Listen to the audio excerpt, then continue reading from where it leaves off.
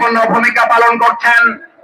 বিচার এবং সংস্কারের দাবিতে সোচ্চার ভূমিকা পালনকারী অন্যতম নেতা, সংগ্রামী জননেতা জনাব মাওলানা রফিকুল ইসলাম খান, ঢাকা মহানগরী দক্ষিণ জামাতের সংগ্রামী নেতৃবৃন্দ, উপস্থিত সম্মানিত সাংবাদিকবৃন্দ, আইন শৃঙ্খলায় নিয়োজিত সম্মানিত সদস্য ভাইয়েরা, সম্মানিত ঢাকাবাসী ভাই এবং বন্ধুগণ, আজকের এই সমাবেশ এবং সমাবেশ পরবর্তী বিক্ষোভ মিছিল এখনই মহাগ্রন্থ আল কোরআন থেকে তেলাওয়াতের মাধ্যমে শুরু হচ্ছে। মহাগ্রন্থ আল কোরআন থেকে তেলাওয়াত করছেন জনাব আফামা ইউসুফ হোসেন।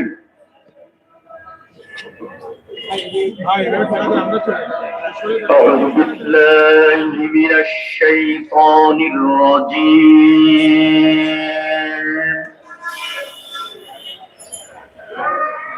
بسم الله الرحمن الرحيم.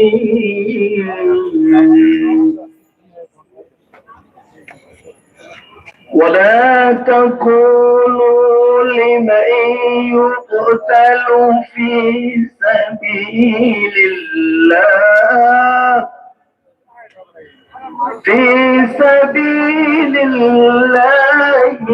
أموات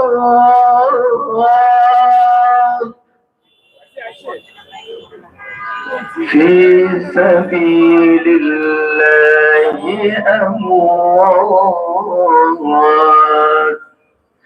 بل أحياء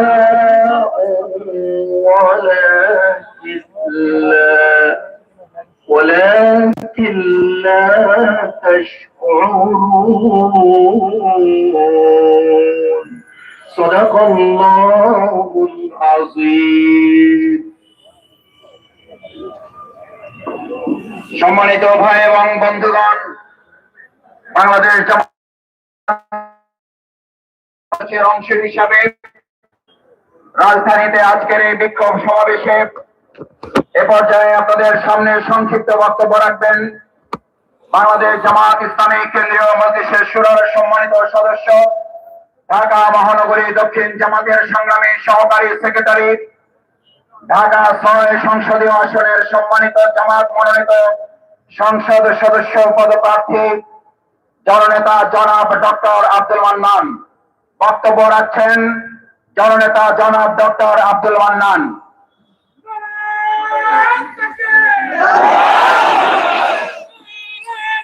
আলহামদুলিল্লাহ আলহামদুলিল্লাহ কাফা ওয়া সালামুন আলা ইবাদিল্লাযিনা ইসতাফা আম্মা বাদ। বাংলাদেশ জামাত ইসলামীর কেন্দ্র ঘোষিত কর্মসূচির আজকের এই সমাবেশের সম্মানিত সভাপতি, উপস্থিত নেতৃবৃন্দ, আজকের এই সমাবেশের সম্মানিত প্রধান অতিথি, বাংলাদেশ জামাত ইসলামীর কেন্দ্রীয় নির্বাহী পরিষদ সদস্য, ইসলামী ছাত্র শিবিরের সাবেক কেন্দ্রীয় সভাপতি, অবিভক্ত ঢাকা মহানগরীর সংগ্রামী সাবেক আমির এবং রাজশাহী বিশ্ববিদ্যালয় অ্যালামনাই অ্যাসোসিয়েশনের সংগ্রামী সভাপতি জননেতা জনাব রফিকুল ইসলাম খান, উপস্থিত সাংবাদিক বন্ধুরা, সমবেত ঢাকাবাসী, আসসালামু আলাইকুম ওয়া রাহমাতুল্লাহ। আমরা দীর্ঘ লড়াই সংগ্রামের মাধ্যম দিয়ে যেই স্বাধীনতা আমরা অর্জন করেছি, সেই স্বাধীনতাকে অর্থবহ করার জন্য দীর্ঘদিন ধরে ঐক্যমত্য কমিশনের মাধ্যম দিয়ে যে আলাপ আলোচনা করে যে জুলাই সনদ স্বাক্ষর হয়েছে, এই জুলাই সনদকে যদি আইনি রূপ না দেওয়া যায় তাহলে এই জুলাই সনদ একটি কাগজে লিপিবদ্ধ কপি ছাড়া আর কিছুই হবে না।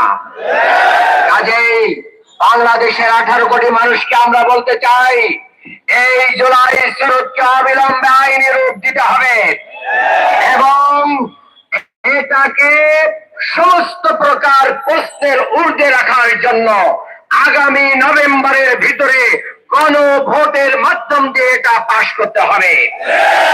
অনেক রাজনৈতিক দল বলছেন গণভোট আর জাতীয় সংসদ নির্বাচন একদিনে হবে। বাংলাদেশের ইতিহাসে এমন কোন নির্বাচন নাই, জাতীয় সংসদ নির্বাচন, যে নির্বাচনগুলো প্রশ্নবিদ্ধ হয় নাই, মারামারি হয় নাই, ব্যালট ব্যালটে সিল মারা হয় নাই, কেন্দ্র দখল হয় নাই এবং কেন্দ্র নির্বাচন স্থগিত করতে বাধ্য হয়েছে। আমরা এরকম প্রশ্নবিদ্ধ একটি জায়গায় আমাদের শহীদদের রক্তের বিনিময়ে নিয়ে আসা এই জুলাই সনদকে প্রশ্নবিদ্ধ করতে চায় না। কাজেই অবিলম্বে এটাকে কি করতে হবে? আইনি ভিত্তি দেওয়ার জন্য নির্বাচন দিতে হবে। ইতিমধ্যে আমরা দেখছি প্রশাসনের অনেকে বিভিন্ন দলের পকেটে চলে গিয়েছেন।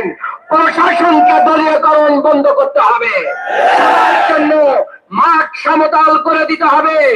এবং আমরা বলতে চাই, দীর্ঘ 15টি বছর তিনটি বার আমরা ভোট অধিকার প্রয়োগ করতে পারিনি।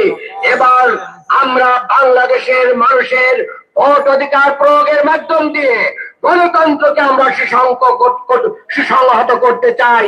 সবশেষে বলতে চাই, আসুন দলমত পথ সবকিছু ভেদাভেদ ভুলে যে জুলাইয়ের স্পিরিট ধারণ করে আগামী দিনে একটি সুন্দর বাংলাদেশ গড়ার জন্য জামাত ইসলামী ঘোষিত এই কর্মসূচির সাথে আপনারা ঐক্যমত পোষণ করুন, নতুন বাংলাদেশ গড়ে তুলুন। সবাইকে ধন্যবাদ। বাংলাদেশ জিন্দাবাদ, বাংলাদেশ জামাত ইসলামী জিন্দাবাদ। সংগ্রামী ভাই এবং বন্ধুগণ,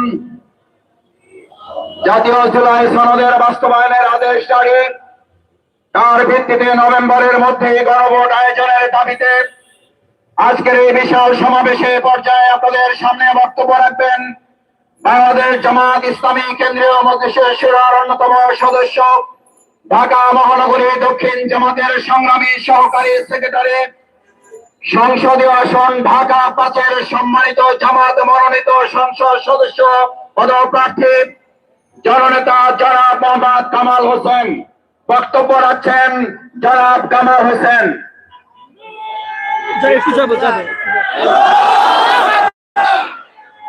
বিসমিল্লাহির রহমানির রহিম। প্রশাসনের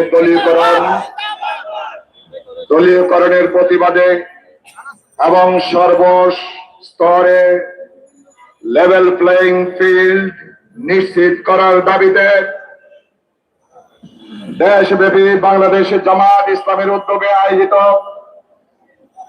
আজকের এই কর্মসূচির সমাবেশের সংগ্রামী সভাপতি, বাংলাদেশ জামাত ইসলামীর কেন্দ্রীয় কর্মপরিষদ সদস্য, ঢাকা মহানগরী দক্ষিণের সম্মানিত নায়েব আমির, ঢাকা 8 আসনের সম্মানিত নমিনি জননেতা জনাব ডক্টর মোহাম্মদ আলাল উদ্দিন, উপস্থিত আজকে প্রোগ্রামের সম্মানিত প্রধান অতিথি বাংলাদেশ জামাত ইসলামীর কেন্দ্রীয় নির্বাহী পরিষদ সদস্য, সম্মানিত সহকারী সেক্রেটারি জেনারেল, ইসলামী ছাত্র শিবিরের সাবেক কেন্দ্রীয় সভাপতি জননেতা জনাব রফিকুল ইসলাম খান, সঞ্চালক ইসলামী ছাত্র শিবিরের সাবেক কেন্দ্রীয় সভাপতি, ঢাকা মহানগরী দক্ষিণের সংগ্রামী সেক্রেটারি এবং বিপ্লবী জননেতা জনাব ডক্টর শফিকুল ইসলাম মাসুদ, সম্মানিত নেতৃবৃন্দ, সম্মানিত সাংবাদিক বন্ধুগণ, সংগ্রামী সমাবেশ, আসসালামু আলাইকুম ওয়া রাহমাতুল্লাহ। সম্মানিত উপস্থিতি, হাজার হাজার রক্তের বিনিময়ে, শহীদের রক্তের বিনিময়ে আমরা যে এই জুলাই গণঅভ্যুত্থান করেছি, শহীদদের রক্তের বিনিময়ে যেই সরকার গঠিত হয়েছে, এই সরকারের কাছে দাবি উত্থাপন করতে হবে। এটা আমরা কখনো কল্পনা করি নাই। বৈষম্যের বিরুদ্ধে, অন্যায়ের বিরুদ্ধে, জুলুমের বিরুদ্ধে, 18 কোটি মানুষের অধিকারের বিরুদ্ধে যেই ফ্যাসিস্ট বাংলাদেশের মানবতার বিরুদ্ধে বুলডোজার চালিয়েছিল, 18 কোটি মানুষ ঐক্যবদ্ধ হয়ে তাদেরকে তাড়িয়েছে। ওই জালিমরা পালিয়েছে। বাংলাদেশে এখনো জুলুম বলবৎ রয়েছে। আমরা জুলুমের বিরুদ্ধে, 17 বছর সংগ্রাম করেছি। আমাদের শীর্ষ নেতৃবৃন্দ, আমাদের হাজার হাজার নেতা কর্মীকে আমরা হারিয়েছি। আমাকে আপনাকে যদি আবারও সেই একই বয়ানের বিরুদ্ধে কথা বলতে হয়, আমরা মনে করি এটা দুঃখজনক। বাংলাদেশ জামায়াত ইসলামী দায়িত্বশীল সংগঠন হিসেবে নিয়মতান্ত্রিক, গণতান্ত্রিক এবং বাংলাদেশের মানুষের অধিকার আদায়ের জন্য কাজ করে যাচ্ছে। সম্মানিত উপস্থিতি, আমরা বলে দিতে চাই, আমাদের যে দাবি, এটা কোনো জামায়াত ইসলামীর দাবি নয়, এটা হচ্ছে 18 কোটি মানুষের দাবি। আমরা ভোটাধিকার থেকে বঞ্চিত ছিলাম, দলীয়করণের চাতাখানা পৃষ্ঠ ছিলাম, আমরা কথা বলতে পারি নাই। আবার যদি সেই বয়ান, সেই দলীয়করণ, সেই আপনারা আওয়ামী চরিত্রে আবির্ভূত হতে চান, আপনারা বোকার স্বর্গে বাস করছেন। আমরা সকলে যেই অধিকারের জন্য আমরা রক্ত দিয়েছি, আমাদের এই অধিকার বাস্তবায়নের জন্য প্রয়োজনে সারা বাংলাদেশে এমন আন্দোলন, এমন প্রতিরোধ, এমন গণজাগরণ তৈরি করা হবে